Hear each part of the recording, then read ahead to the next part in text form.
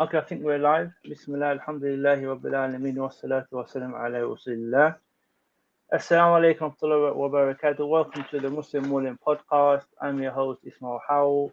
And with us once again, we have our teacher, Muawiyah Taka. Already, first of all, just a quick introduction to the to the podcast. The aim of the podcast really is to shed a light on the Sharia, the Islamic law. This basically came about after having basically the issue with the Taliban taking over Afghanistan and basically the media, how it tried to portray the Sharia law. I thought it was very, very bad. And I thought, we need to respond and shed a light as to what the Sharia is and to really see that how the West can benefit from aspects of the Sharia. I think in the West, the only negative press we get is concerning the the punishments in Islam and etc. So it's very negative. So I thought, mashallah, I have a local student of knowledge, a graduate from Islamic Medina University, who is a graduate from the Department of the Sharia Law. So it's very important that we can now benefit from him. So without further ado, that's the introduction. Today we're discussing about what does the Sharia say concerning preserving family ties, family relationships. And I think this is something which we in the West can benefit from. And then connected to that is, do those principles also apply to your non-Muslim relatives? Alhamdulillah, we have many reverts to Islam. And there are some issues to do with how do we maintain our ties of relations with our non-Muslim family, issues of ceremonies, issues of socializing. How do we maintain these principles of family ties, keeping family ties with our non-Muslim relatives? So without further ado, Assalamu alaikum, Sheikh. Assalamu alaikum, Maria. Wa alaikum salam to Allah. Thank you for having me back here. No problem. Anytime. It's an honor, Sheikh. It's an honor to have your time. If we can first speak about the Sharia principles. I think this word, the Sharia, when people hear it, people go, "Oh my days!" We've got to get used to using this word and discuss the beauty of the Sharia and what we can benefit in the West concerning keeping family ties. It being a cornerstone of Islam, and then if we can then speak about how that applies to our non-Muslim relatives. So without further ado, Sheikh, Fadl. بسم الله الرحمن الرحيم الحمد لله رب العالمين وصلى الله على نبينا محمد وعلى آله وصحبه أجمعين اللهم علمنا ما ينفعنا وانفعنا بما علمتنا إنك أنت العليم الحكيم. So one of the cornerstones or the pillars of the Sharia is the preservation of the family unit, and there's a reason for that.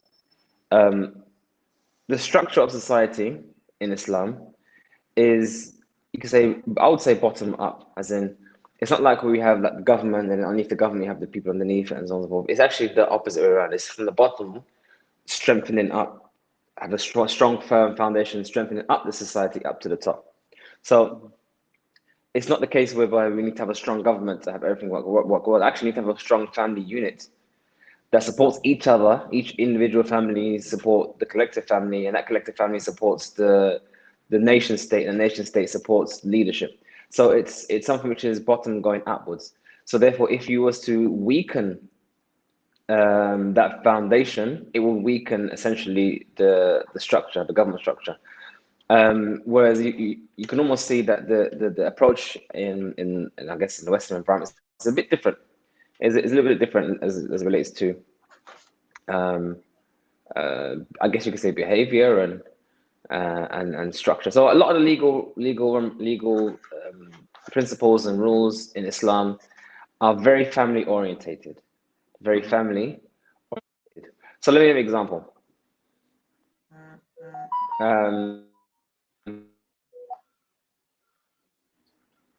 If a person is unemployed and a person is poor and they need help and need financial support, the first thing we go to is to the state. We go straight to the top and we ask the state to help us. And the state essentially gets the money by force from everyone else. You see, Okay. that's what happens in the Whereas West. You're in saying that's this, what happens in the West. That when we need, well, we I go won't to say the state West first. because it's not every country in the West. I mean, each country is different. Germany's not the same as UK. UK is the same as America. America's the same as Italy. Everyone's different. But I'm saying that generally speaking, the issue of responsibility is the key here.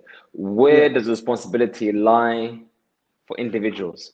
So if you are struggling financially, you need help, you need support, you need aid. The primary source of that aid is your family, not just ideologically, whereby you must help out your mom, you must help out your dad, you must help out your family. No, legally, they have legal claim over your wealth. So if you're super rich, you got 100 Bitcoin, you're living good, and you got a brother or a sister who doesn't have anything, then they have legal. That person has nothing, has legal claim to some degree for help and aid, helping you get in, improve your situation in the dunya, your employment and whatnot. That's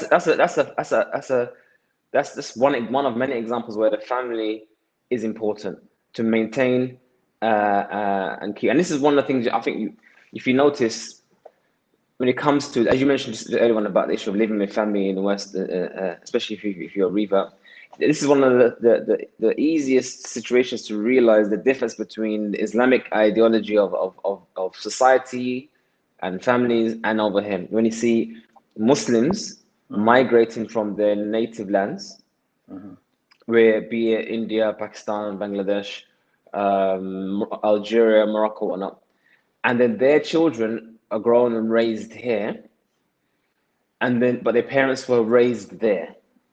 So you can often see immediately a difference or a distinction between the two people who live within the same home.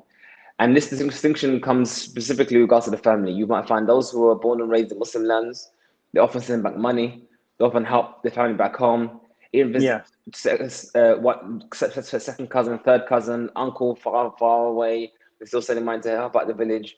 Whereas over here, with those who are raised here, psychologically it's like, but why? That's almost, I have heard so many people who say, oh, I actually heard, one sister actually called up and said, oh, my dad doesn't love me. I said, why not? He says he cares more about his family abroad than me. We see this already. We see already that this ideology that, why do you care about those people over there? It's becoming more and more insular, more and more individual. We're even seeing now so many Muslim women, before they even got married, I stated in their marriage CV, I don't want to live with my in-laws. So we can already see here this distinction, this separation between families, where no one even wants to live in the same household as an extended family. If that makes sense. Not that one must, not that one must. But I'm just saying that it's psychological. We can see that people become more individual rather than communal. If that makes sense. Yeah, one point just came to my mind. There's always these documentaries about those people on benefits, and how they show these programs is that they kind of take the mick out of these people who are struggling. Yeah. Because of bills, maybe they're not living. They may prioritize the Sky TV, the cigarettes, the alcohol, rather than eating properly, etc. But one thing that comes to mind is, where is their family? And rather than I mean, there was one young lady, she had a young kid, she just moved into a flat, the house was empty, so she needed furniture. So her first recourse was, let me go to the social services, make an application for them to get out my house. And I was like, where's your husband? Where's your uncle, your auntie, your mother, your father? Why don't they come and spend and sort out your house? You now have to go, and I don't know whether it's a mentality. I don't know whether it's a mentality that first I'm going to go to this, like this thing that they call it the nanny state, that the state is going to support us all the way through our lives, rather than us saying, you know what, you're my daughter, you're my cousin, let's whip round and sort you out. Our first default is then we go to the government for our begging bowl. It's just wrong. And I think one that, as we talked about the Sharia, that no, first your first responsibility is make sure your people are safe and surviving rather than have to depend on others. See, this is one of the byproducts, you could say, of what you mentioned before, like what you could say the nanny state, or the issue where the government now is imposed themselves so much that they're involved in every facet and every part of our lives, to the point whereby people no longer even function without, you could say, their aid, or at least the option of their aid. So, like I said, it's in this, although it sounds like a good thing, and I'm sure it is in many ways a good thing, what does it do to the family structure? It erodes that family structure, because there's no longer that dependency upon your family. There's no more, it's liability. That's the issue. That's the key word, liability. So let me give you an example. I hear someone screaming in the streets. I hear someone being attacked on the streets, and I see the person, the victim, and I see the person doing the attacking, and I think to myself, you know what, this person needs help. There's an obligation to help this individual. But in the same breath, I say to myself, but wait a minute, there are other people who that's their job, i.e. the police or whatever the case may be. So why should I get myself involved and X, Y, and Z go wrong? And I can just call them, as in I can offset the responsibility to someone else.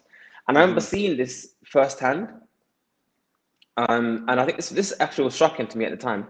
I think it was before Medina University. It was a time I used to attend the dars of Sheikh Ahmed Awais in Brixton Masjid. That was way back. That's like the late 90s. Yeah. Way back. And I was coming back on the underground. And there was one guy on the train. I'll get to the point, because the point is not how you get to the point. The point is, there's one guy, I think it was a bit tipsy with drink, and another guy got to argue with him about smoking on the train, and eventually got tossed up. Everyone got off the train. Guy tried to chuck it, and the other guy was beating him up. And as they're beating him up, I mean, like, he wasn't punching him, he wasn't kicking him, he was just headbutting him, one after the other, bang, bang, and his face was getting decimated.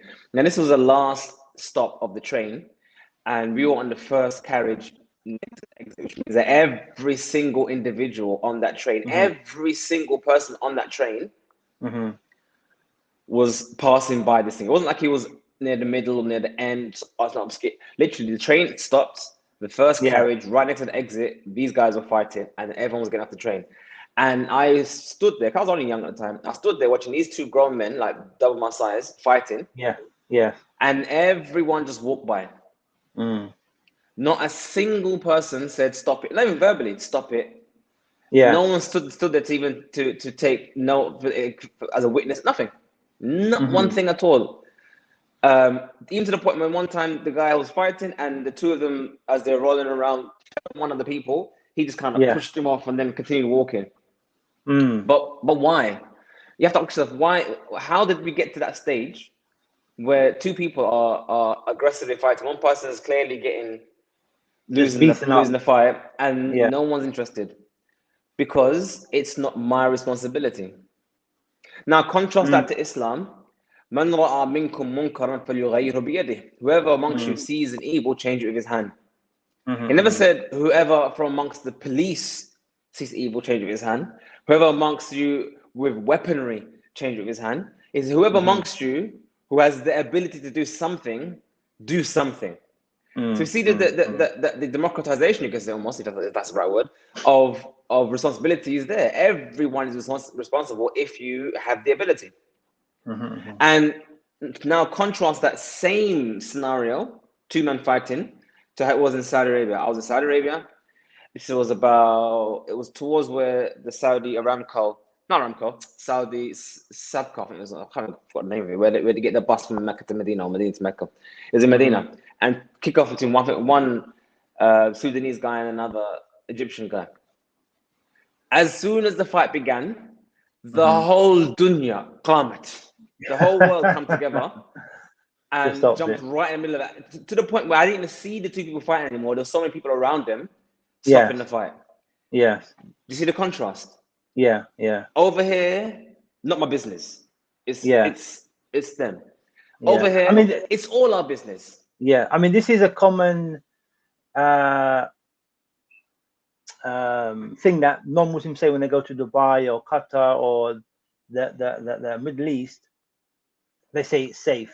They say they can leave the house at any time, walk around at night time, and what they don't give credit to is that this is from the aspects of the Sharia.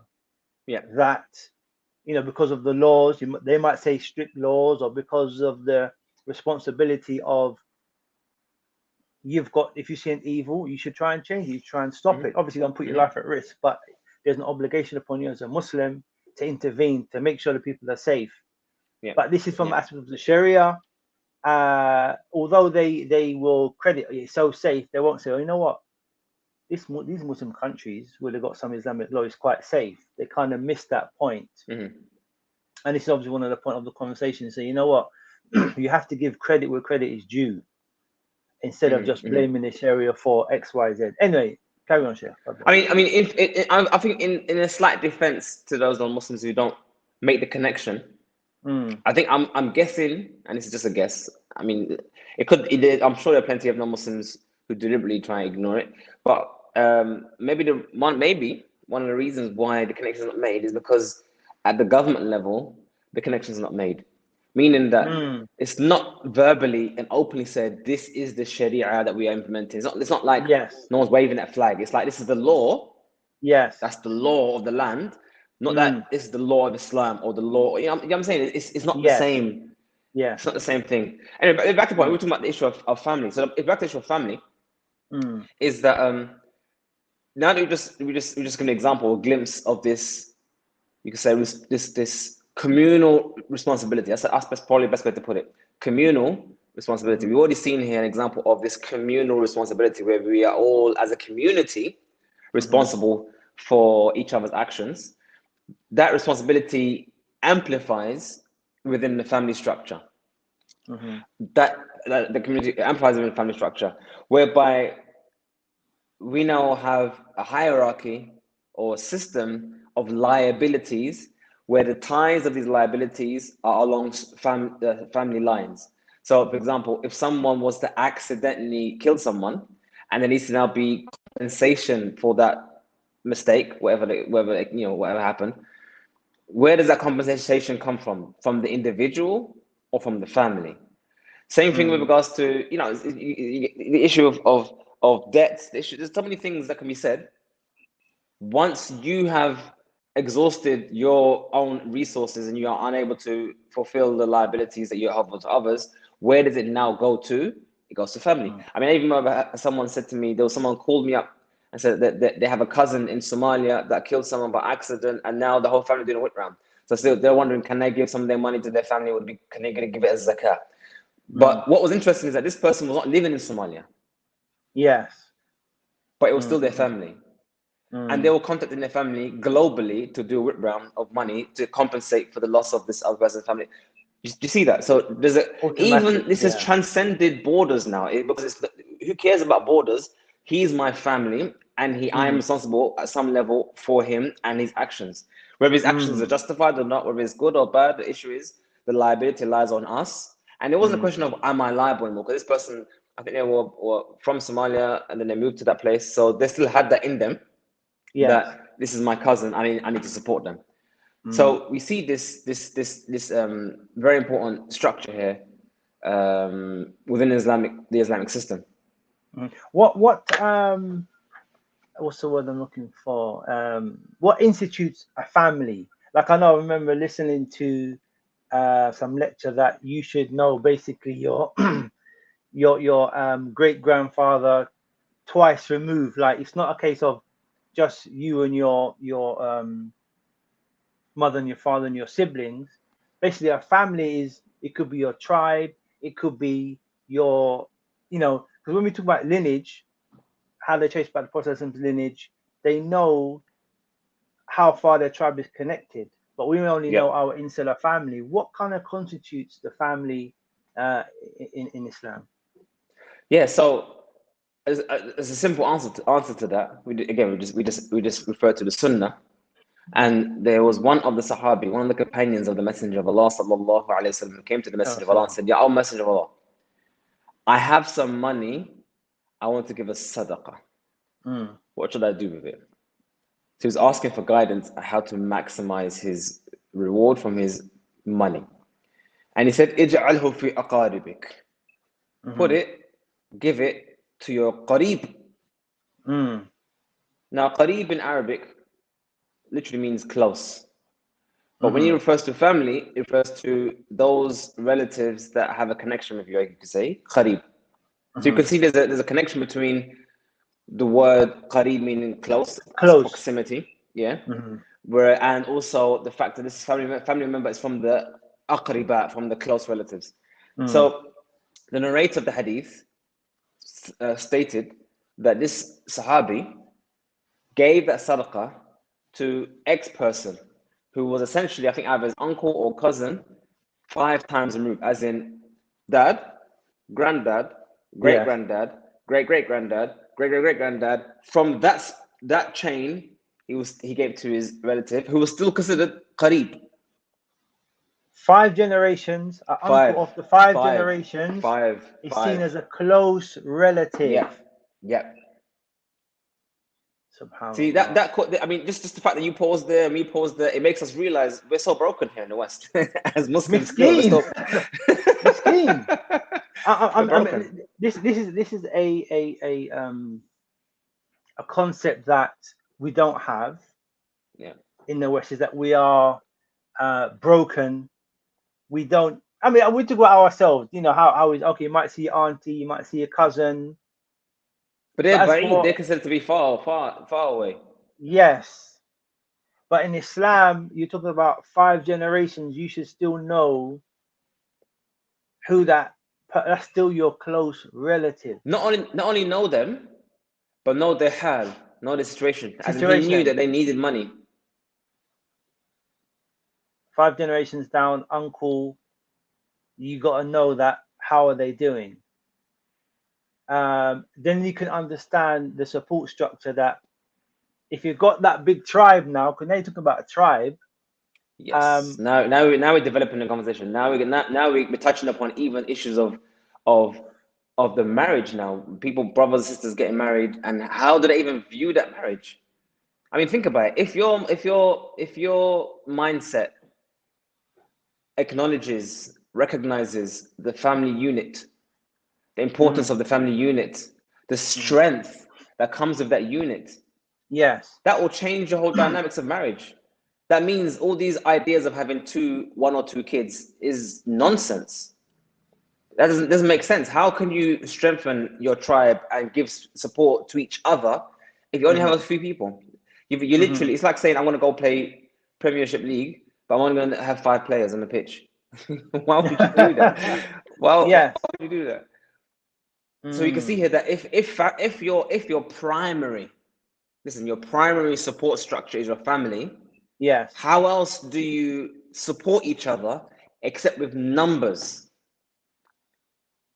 Yes. I remember growing up. I'm sure you remember growing up as well. I'm sure everyone here remembers growing up. That one kid in school who had loads of cousins. Did anyone trouble him? No. He's got the ones brothers, who could call upon his uncles and his cousins and his brothers. Those who had loads of siblings and they could call upon them on demand. Did anyone even bother with them? No, he didn't. But look at the pikeys, or not stuff for that. I shouldn't call them pikeys. That's bad. Look at the travelers. Stuff for that. Look at the travelers, the Irish travelers. I'm not sure if they even accept the word gypsy, but those people, they can't mess with them. What? But why? Is it because they're violent? No, they're not violent people. They're actually very. I had a neighbor who was, or the family who were travelers, although they obviously live in a house next door. And there was 1, 2, 3, 4, 5, 6, 7 men in that one house. 7 people. I'm talking about mum, dad, son, daughter, daughter's child, and another person. All in one house. and then they had their relatives come regularly. All I'm saying is that when the one of my other neighbors kicked off with them, I kid you not, Yes. it was carnage. It was the whole street. They had knives, they had machetes. It was the guy had to back down because it was just him one against all of them. Yes. And they were It's all about ready power, to defend their family. So this is what I'm saying is that and this is why one thing I have to say though, in all honesty, and it's not an issue of praising kuffar. It's just acknowledging virtue where it lies. Travelers, they have a lot of vice in terms of drunk and drink and that kind of stuff. But in terms of their family structure and a lot of their values are very close to how Islamic values are. In terms of their values of family. I mean, even the idea of not having relationships before marriage, getting married young. These are praiseworthy attributes and virtues. I mean, like I said, they're not perfect. They're not Muslims. Why would they be perfect? Not even Muslims are perfect. But I'm saying, if you look at some of the way they structure themselves in terms of family and even travelers across, they have meetups and they have gatherings where they all come together and they meet up and one of them relatives die, like literally the whole dunya comes up. So that again, we have an example in the UK of that strong family unit that exists. It's not only them have it, but I'm saying that's one example which is very visual to see that family unit. Well, obviously in the West we see the fact that so-called development is tied to having smaller families, i.e. people are putting careers first, delaying marriage, then getting the house, getting the mortgage, the husband and the wife both working in order to get this this model of what the household and family should be. 2.5 kids, mortgage, car outside. But then again, they don't emphasize the family structure being, as you said, being the first so-called financial support. It's all about,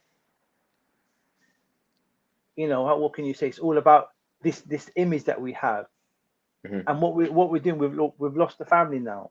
As you said, the old people that the parents are living in a home where they're by themselves, and the husband and wife are busy paying off the mortgage. Now they're saying in certain countries they're not having enough children to sustain themselves or even to so-called pay their taxes. So definitely the West can learn something from the Sharia, the Islamic law concerning preserving the family. Yeah, I mean, like I said, I'm not going to go into the reasons why the family structure have been eroded over time. I mean, there's and the main reason is because the discussion is long. We've kind of touched upon it in previous discussions before about the advent of fiat money and taxation and what the government needs from people and division of consumerism, that kind of stuff. That's another discussion altogether. Let's just deal with the reality of the ground. The reality of the ground is that the family structure has been eroded. It continues to be eroded as we move forward, and we as Muslims need to acknowledge what Islam says to us, what Islam teaches us about the family, and make active effort to go back to how it's supposed to be and how it used to be. This is something that we need to acknowledge as individuals, Muslims, and it's not just about wearing a thobe and above the ankles and growing the beard. There's so much more to Islam than just those outward individual things we can do. There are things we need to do communally, and you'd be shocked. Well, I guess you wouldn't be shocked actually, but how often I get people message me and ask me basically how they can cut ties of kinship. What happens if I have a relative who's toxic? Can I cut off from them? And I'm like, I mean, I can't remember once anyone saying to me, I have a relative who's toxic. How can I join my kinship with them and how can I help them? I've never heard that. I've always heard, how can I cut them off? Do I have to interact with them? Can I just give salams and get on with my life? As in, everyone's only asking about how to further break the family unit rather than actually to mend it and heal it. And that's a problem. Yes. But I guess the problem is people don't see the need to. I think that's probably the root problem. It's not the issue of whether they want to. I don't think people really see the need to, because like I said, going back a step, going back 10 minutes ago when we were speaking, why do I need him when I have the state? Yes. If I need anything, I just go to job center, I just go to housing, I just go to whatever I need to go to and get what I need to get. Why do I even need to help him? Because he's got When the job state, seekers. The yeah, state's got it, yeah. I mean, you yeah, know how many times I have people say to me, brother, I want to give zakat, but there's no one. Why should I give to anyone in the UK? They all got benefits. No one's yeah. poor in the UK. That psychology. No one's poor in the UK.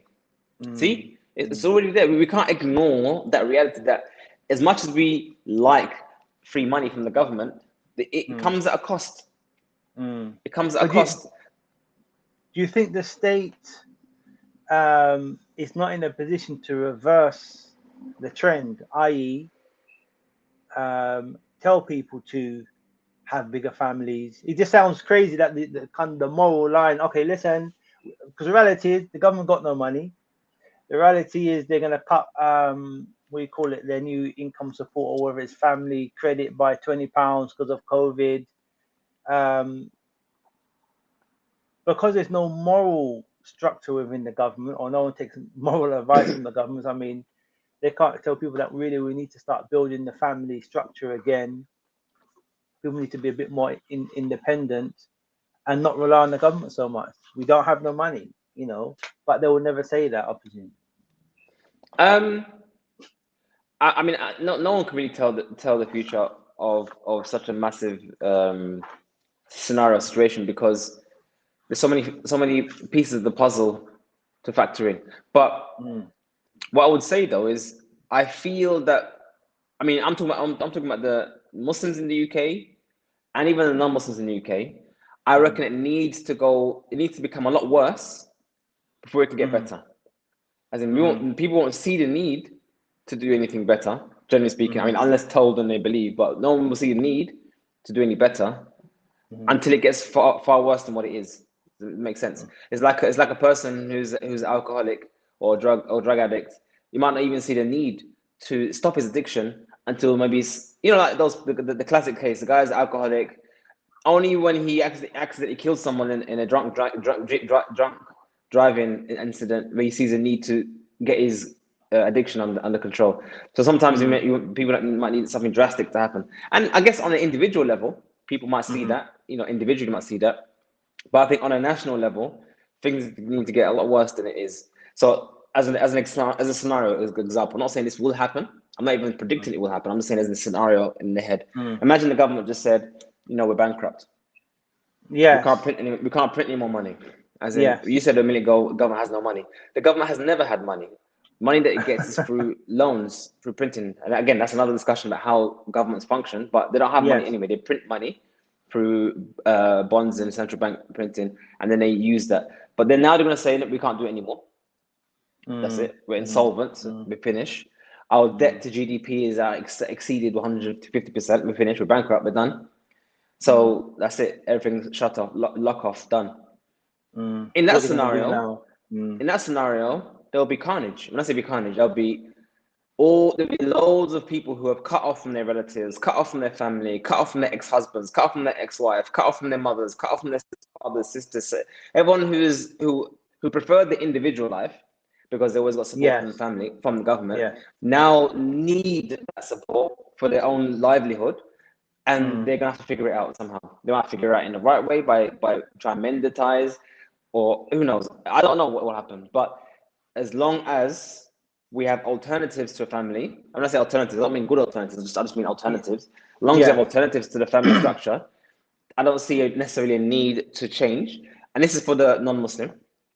For the Muslim, on the other hand, I think we already started to see the problems and started to see change happening. But what I mean by that is, there are plenty of Muslims, even those who probably don't even pray too often or at all, who are from Asian or North African backgrounds, and they saw this is the difference between the Muslim and non-Muslim, and they saw how strong, how good it was before, as in just one generation ago. They've already seen how it was. They've seen where their lives are or where their children's lives are, and they want to go back to that. It wasn't too far off. So we already have a base to go back to, a base built upon Quran and Sunnah. We would have that base to go back to. For a non-Muslim, I don't think they have that base yet or anymore, because their thing changed a long time ago, and their thing wasn't based upon anything strong and established. It was based on culture. Their unit was based on culture, maybe even religion. But now they're so secular, they're so irreligious, and even atheistic. There's nothing to go back to. So what happens to them? But for us, I do see a move back to that. I see many brothers, and I guess many sisters as well, acknowledging the evils of feminism, the evils of this consumerism, the evils of this society, and wishing to go back. Even now, and this is another. Even now, as people are becoming more woke, you could say, they're acknowledging a lot of the rights of the alphabet people and other individuals, that kind of stuff. Things that further destroy the family unit. And that's a good point. People are waking up. A lot of people are talking about leaving the country, going to better places, going better pastures. The talk of hijrah is, I think, it's becoming even more profound now than it ever was. So I think that it'd be something that definitely Muslims would acknowledge, and do something about. But I mean, for the wider Muslim, I mean, at this juncture here now, as revert Muslims, who understand some aspects of the Sharia, we understand the issue of family. The second part of this conversation, we know the value of family, and inadvertently, we may, as reverts, you know, say cut the ties of relationship because of certain ceremonies that we can't partake in. Although on the one side we know the importance of the family, we may find it difficult to implement that or enjoin that on our non-Muslim relatives. It can get a bit sticky. Now, how do we mesh that? How do we come with our Islam and help our non-Muslim relatives grow the family or understand this concept from us? Obviously, we should be the role model, but unfortunately, we are failing somewhat. How can we bring that to our non-Muslim relatives? And also, do those principles also apply to our non-Muslim relatives? So, again, as you mentioned about the Muslims who are converted, also the non-Muslims who are converted to Islam, they have their previous family right there, but now they have their Islamic family right here. They're now building their families. They got married. They have children and whatnot. And this is a question: how do they function and continue maintaining family lives and kinship and whatnot, whilst they still have family over there? When they had a life over there that they were part of, they had a culture over there that they were part of. Now they've detached themselves from that unit, that culture, and that family structure that was there. In that, not some family structure, but that culture over there. But those people are still your family, and they're still calling you back to their way. Why have you left our way? So how do you balance that? And again, I don't see our situation any much different than the time of Muhammad sallallahu alaihi wasallam and what happened to the Muslims in Quraysh, and the family structure that he had here. And if I would draw upon what the Messenger of Allah sallallahu alaihi wasallam did, and other Sahaba did.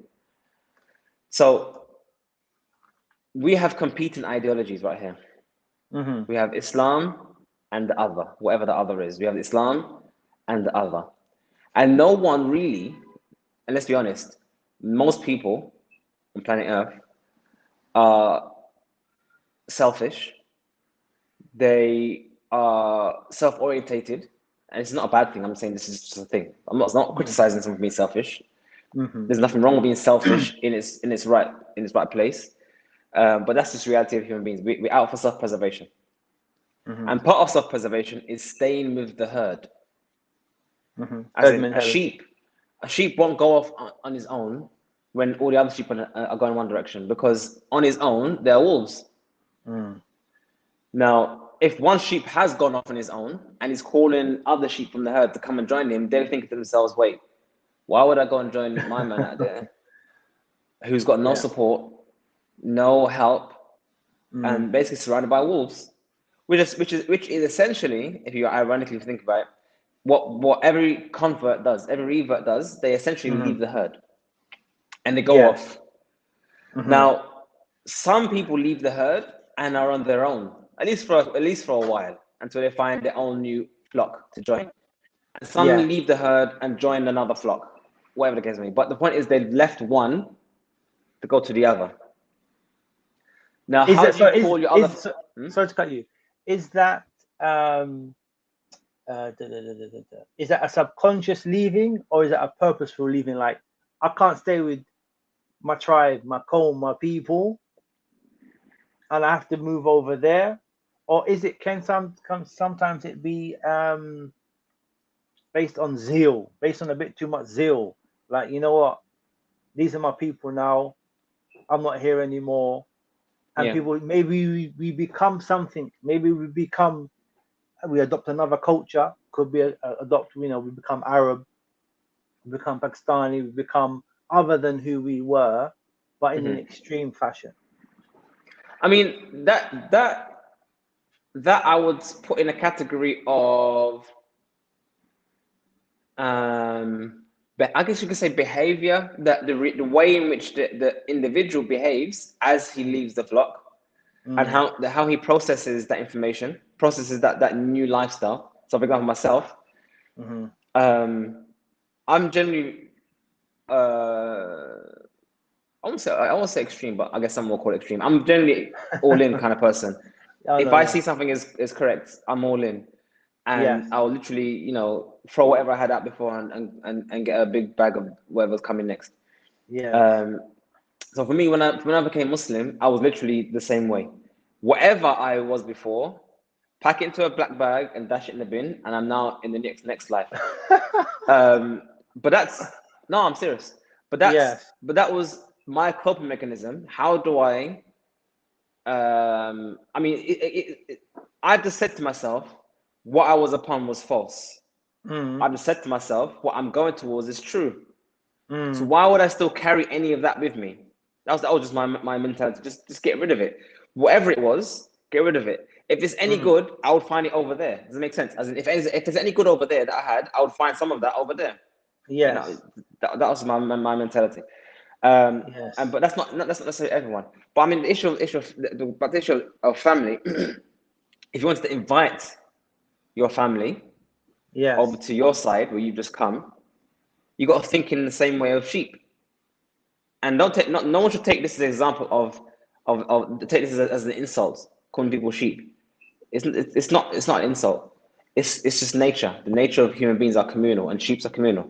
It's just an example. You can use any example of any animal or non-animal if you want to, as being of the community. Some animals not communal. Spiders not communal. They don't do herds. They chill by Ants are themselves. communal. They do by themselves. So it's just a metaphor. So I would suggest people, if they've left a life, they want to build a new life in Islam, and they want people from the old life to see where they've gone and maybe even invite them to it, they have to acknowledge in their head they are leaving a support structure. So if they're going to leave, they need to go to a support structure. And that requires building. You can't be that lone sheep that goes to the flock and say, just come join me on my own, on our lonesome. It might work to some people, but not en masse.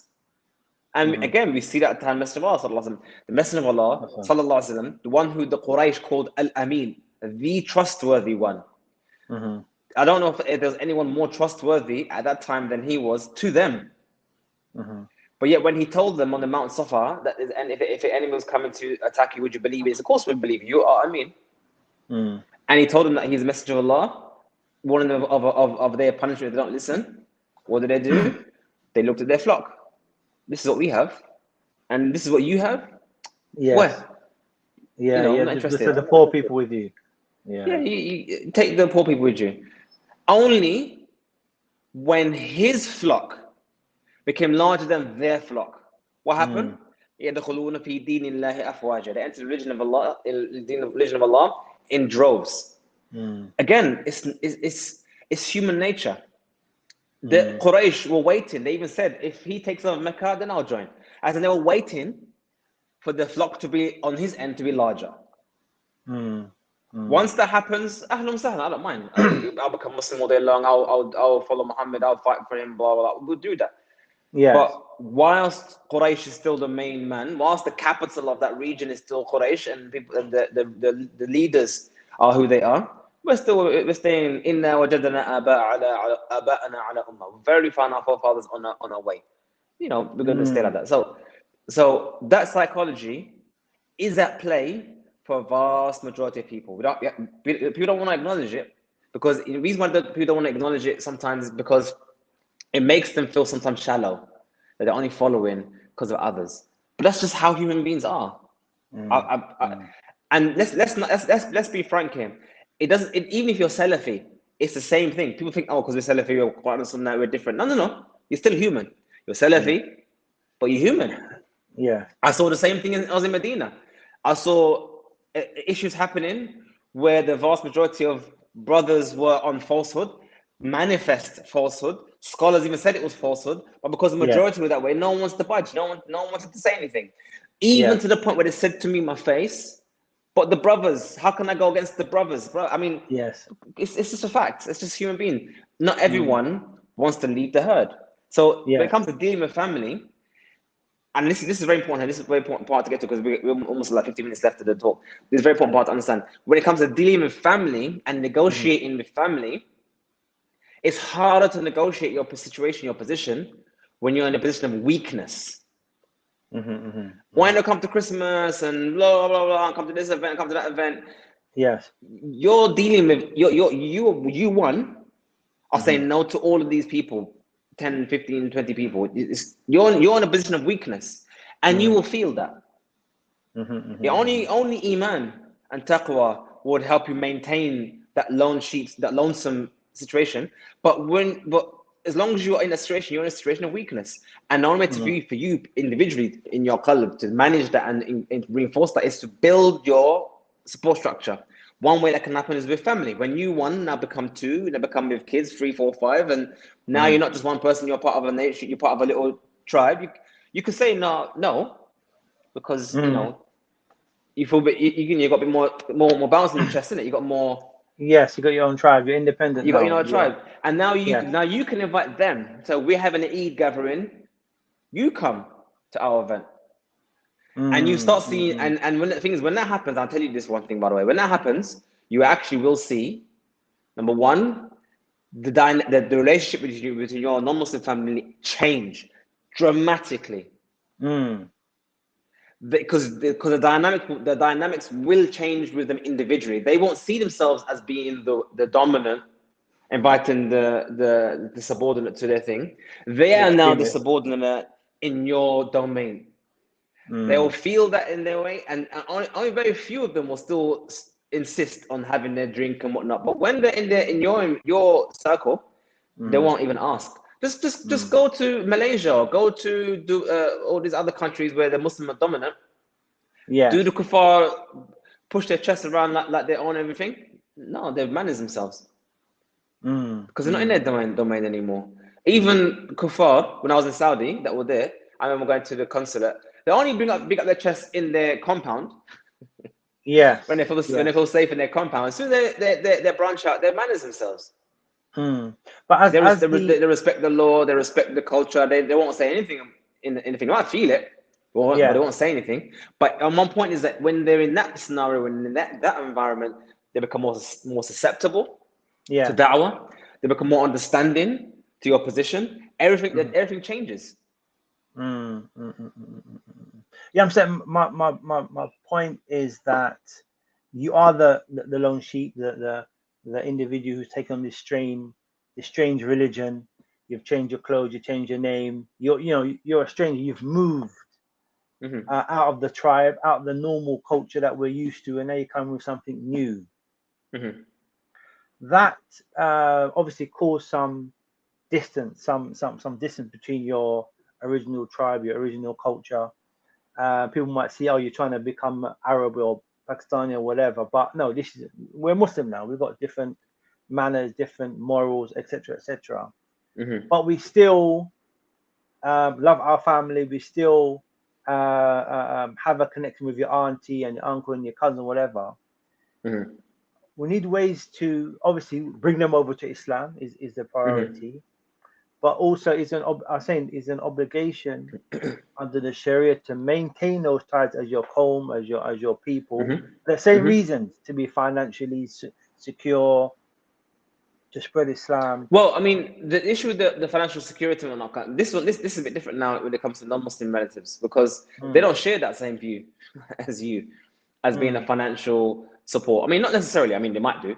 I mean, I'm not saying they won't. They might not know, but it would be for different reasons, and it would be underneath a different framework. So, what I would suggest the person adopts, especially a convert to Islam, what I would suggest they adopt is a different position, a position of, or try to put themselves in a position of power, meaning they need to better themselves when it comes to numbers, like I mentioned just a minute ago, better themselves in terms of numbers, their tribe, building their tribe, but also to better themselves, also to better themselves financially. And this is what another thing I want to get to as well. Is that it's not just about bettering yourself in terms of your nation, as in you got wife and kids and you got to be building your com. Your com could be as large as it is, but if they're all weak individuals, then they're all still weak, even with numbers.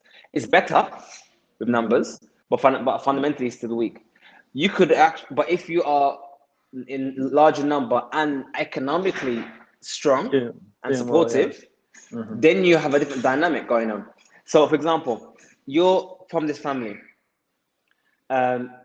You've now tried to develop your own little tribe or join another tribe. That's why I always encourage. I know everyone has their own different way of looking at things, but I encourage Muslim converts to Islam to try and find a good family, Muslim family, the whole Muslim family, as in someone who's not a convert, someone who's born in Islam. Why? Because they get to join an already existing framework.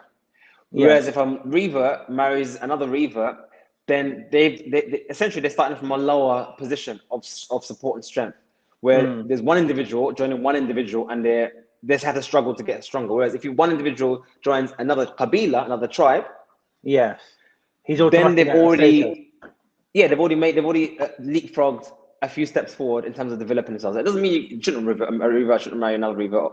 It just means that we have to acknowledge that you are economically and socially disadvantaged if you're two lone sheep marrying together. All you are is just a pair of lone sheep. That's all you become. with no tribe. With no tribe. So if you can join that, the issue. So once we become financially strong, or try to become financially strong and supportive, that now means that when you turn back to your family who are non-Muslim, and you can now be the one who supports them financially, physically, advice, business, whatever the case may be. Good advice, even. Imagine you become the one that the family goes to for advice. Again, like the Mr. Imagine you became the Ameen for them, lot. Now it's changed the dynamics. You can change the dynamic. You have the power to change the dynamics to some degree, but it takes time. It takes time to develop. But the issue, back to the point, how would you change the dynamics? Number one, with your own tribe, qabila, and numbers. I mean, join the community of brothers and sisters, join the family of other people, and building your family with plenty of kids. I say this all the time. I've been saying this for a longest while. Muslims, no, you laugh, but I'm being serious. Muslims, especially the sisters out there, need to get off this nonsense idea of having 2 kids. You need to have as many as you can. You don't see it now. You don't see it now. Don't fear the risk. Don't fear because everyone says, "Oh, we can't afford it. We can't afford it. Kids are expensive." Yeah, but I think again, we need to stop acting like now is any different from then. The Quraysh had the same concerns. The Arabs at the time, Mr. had the same concerns about kids, and 2 separate verses were about that thing. Don't kill your children. Don't kill your children out of fear of poverty. We will provide for you and them. And another verse, we will provide for them and you. So Allah has already telling those Arabs who had the family unit, by the way, had the family structure more than we have today. Don't do this to your children, and don't fear poverty. Don't fear poverty, because Allah, will provide for you and them. So I just repeat the same thing to the people today. Don't fear poverty. Allah will provide for you and them. The thing is what it is. I tell you what it is, brother. I'll tell you what it is. Because of this whole nanny state thing, and because the narrative that is prevalent in our society, people are too scared to actually make effort. It's easier to just sit down doing nothing than to actually go out there and strive, 11 hours a day, 10 hours a day, grafting, building, learning, educating, making something of yourself. People are too scared to do that. Why would I want to do that? It's easy just to do a little menial job, a miskin job, get a kind of little bit of wage that covers you, your wife, and the 2 kids. It covers enough. Khalas, finish, move on. Why do any Yes. more than that? No. If imagine, I'm telling you, brother. We all know this. If you have 5 kids, brother, are you gonna act like you only have 1, or you have none? You're gonna act like you have 5 kids now. If you have 6 kids, you're gonna act like you have 6 kids. If you have 8 kids, you're gonna act like you have 8 kids. You're gonna make the extra effort to provide for all of them. The effort you wouldn't have done if you didn't have that pressure. Same thing we see all the time with kids. I mean, how many times do you hear stories of children going off the rails, and their parents marry them off, and all of a sudden they sort themselves out? Why? Because they now have to deal with the other person. Yes, that makes you grow up quicker, makes you be more Makes you grow up responsible. quicker, be more responsible, and make more effort. So yeah, I mean, back to the point. So issue of family. How do you navigate with the family? Because we're on like 4 minutes left. So I think the one question which is I don't think I touched upon. So if they invite you to their events and they give you pressure, brother, oh not brother, I don't want to say God, they say, oh, I don't know, George or whatever the person's name is, George, William, why you don't come to our events now? You know, we invite you, whatnot. You don't have to drink anything. You know, it's just you can't stop Or asking people. religious ceremonies like funerals, Yeah, I mean, even like me in christenings, my and family, my I've got a cousin in America who's Muslim, yes, and one of the relatives over there died, and he never attended the funeral. And I had an auntie come up to England to complain, oh, look, how they do that? It's so shameful, and this and the other, and blah blah blah. This is disrespect and blah blah blah. And I'm like, but auntie, do you know why though?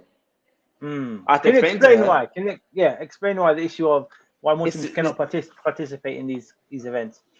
yeah, but I mean, before they get to the issue of the Yes. why, the point is only when you're in a position of weakness, whereby they would have.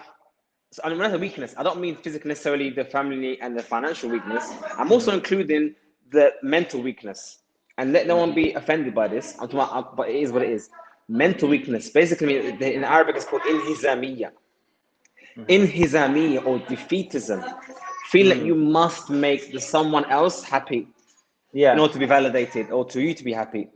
You need to be the kind of person that will do the adhan in the middle of Westfield if the adhan needs to be done, or do the salah in the middle and on wherever it needs to be done, High Street. without worrying about someone looking at you. You just pull up your sajjad and do your salah and then get on with your life. And why do you do so? Because it's time for salah. It's time for salah. I'm ready to do salah. I got wudu. Do salah. Who cares what they're doing? When you're more concerned about what they say, what they think, what they do, that's inhizamiyya. Now that needs to be addressed. That needs to be addressed personally, individually, to strengthen your nafs, strengthen your behavior and your character, so that you can say to someone straight face, "Sorry, I can't participate. This is how my religion is." But Yes. you can come and join us if you want to. Oh yeah, I mean, you can touch them, approach them that way. But back to the point, how do you reach that level of strength in your nafs? Back to what I said before: social strength, financial strength, and religious strength. You need to build up yourself socially, financially, and religiously, so that you can have the boldness to say what needs to be said without fear of repercussion. But back to this is the final point you asked about: why are we not allowed to take part in religious activities? Straightforward. We're not allowed to we're not even allowed to do our own. Listen carefully. We're not even allowed to do our own religious activities, be it sacrifice and prayer or whatnot, at places where they do their worship. Listen carefully. Some Sahaba came to the Messenger of Allah and said, "Oh Messenger of Allah, I made an oath to sacrifice a sheep at this place. Can I fulfill that oath?" And the Messenger of Allah, sallallahu alaihi wasallam, being the Messenger of Allah, foresaw a potential issue. What happened at that place? He's asking, can you fulfill the oath? That's great, but there may be something more to that. So he asked him, is that a place where the others, mushrikeen, sacrificed their animals at? And he said, no. It's in that case, fulfill your oath. Meaning, if it's a place where they do shirk, you don't do your tawheed. He's asking the Messenger of Allah to do tawheed, to worship Allah alone, and to sacrifice at a location. And the Messenger of Allah said, you can do your tawheed, you can sacrifice your sheep for Allah, as long as it's not a place or a time where they do their shirk. So there's even that separation. Mm. So if we can't even do our own acts of worship where they do their acts of worship, how can we join them in their acts of worship? And also, when I say join them, I don't mean you're going to actually make dua to their idols along with them, but they're doing their religious ceremony and they're inviting you to attend, and you're going to attend. Why would you do that? Why would you do that? I mean, the conflict between keeping ties of relationship with your family, and then we have this religious ceremony. But from the Sharia point of view, a muwahid, someone who worships Allah alone, cannot now go into a place of shirk and witness it, partake in it. Lejus, not permissible. Yeah. So obviously, that's the difference between there is a difference between cultural events and religious events. From the aspect of one is a more greater sin than the other, but yeah, you can't. Like I said, if you can build yourself in a better position, whereby you're not the one who's dictated to, you're the one who dictates. Then it's different. Then you can navigate that easier. But that means you have to. That requires work. That requires work. You have to position yourself, and it also requires doing exactly the opposite of what people think. Meaning, how do you make yourself the dominant figure in that family? You do what Islam orders us to do to them, as in maintain the ties of kinship exactly as Islam orders. You do that. You call them up on every now and again. You find if they need any help. You the one who supports them financially. You're the one who, if they need to go to hospital, you take them to the hospital. If they need to medication, you get the medication. You are the one they go to if they need help. If that's how you position yourself, they can't dictate to you anymore. As in, be in service to your family as you're supposed to be. Yes. Once you put yourself in that position of being one that is service to your family as you're supposed to be, now you have the leverage to tell them no. Because they won't dare say anything against you. Yeah, if I could just quickly just note, like for example, when you do distance yourself, you go from your main tribe and you become a Muslim and you establish yourself, you get involved in another family, your Islamic family. You do then draw away. The point is that you're supposed to be that role model. Say, okay, I've changed in a better way, and I'm still going to invite you. I'm still going to look out for you. But inadvertently, sometimes we say, "Chuck, they're non-Muslims. Let me get on with my my new Muslim family." So what you just described there is an example of two things that come together. We shouldn't. Number one, a Muslim who accepts Islam, he adopts Islam as an ideology, so he has that part, but he still has that detached, that individual mentality from before. They hasn't really recognized it's still there, so he draws away from his old family. Yes. And with the excuse that they're kuffar, they're kuffar, don't worry about them, blah blah. So it's now used their kufr to now justify him staying his old ways as an individual. Yes. As an individualist. Yes. So he hasn't really adopted the Islamic ideology that he thinks he's adopted fully. He's only adopted it to the avenue that is easy for him and that is convenient for him. And this is one thing that we all find as an issue, especially for those who come back to Islam, as in those born in Islamic family and come back to Islam, or those who are reverts or converts, is that we tend to accept the parts of Islam which is convenient and easy to do. And we tend to shy away or find excuses for those things that we don't find easy to do or convenient. So wearing the thobe, growing the beard, wearing the kufi, these things are, let's be honest, relatively easy. When I say relatively easy, it only requires you to just plump on the head, plump on the shoulders, just don't cut your beard. That's easy to do. Yeah. But the hard thing to do is to actually wake up early for Fajr, pray your sunnahs before Fajr, pray Fajr in the masjid, maintain the ties of kinship, visit your mum on a regular basis. You know what I'm saying? These are the other things of Islam that actually require a lot more effort, a lot more work. And we might find all sorts of excuses. And this is why I think there is a feeling among some Muslims of a bit of hypocrisy. There's a little bit of hypocrisy of some Muslims, how they act one way, they dress one way, but they don't act another way. And we hear that very, very often, where a person acts or dresses a certain way, but doesn't behave in that way that he needs to behave. Yeah, I'm sorry. So it makes sense. So I mean, I think Yes. that's one good way to end, or maybe talk about more on the next session. But that is something that as Muslims we need to acknowledge this really massive elephant in the room, and that is we as Muslims. And this is a fact. This is a fact. No one can deny this. We as Muslims, especially those who have come back to today and come back to practicing and adopting Islam, we need to enter into Islam holistically. Everything. Don't just enter into Islam with the easy things. I wear the hijab, I say La ilaha illallah, I pray 5 times a day. That's the easy things, relatively speaking.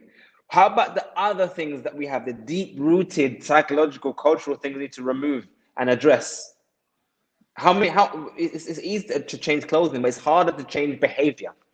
Behavioral changes is that which is necessary. That's the way to do. And I guess we'll probably talk about that another session. How do we address these behavior changes? Because this is something that's ongoing. It never really ends. It never really ends. And I guess the best way to end that last point to think about, for those to think about, is the hadith of the Messenger of Allah sallallahu alaihi wasallam. خياركم في الإسلام خياركم في الجاهلية إذا تفقهوا. The best of you in Islam are the best of you in Jahiliyyah, if you have fiqh of the religion.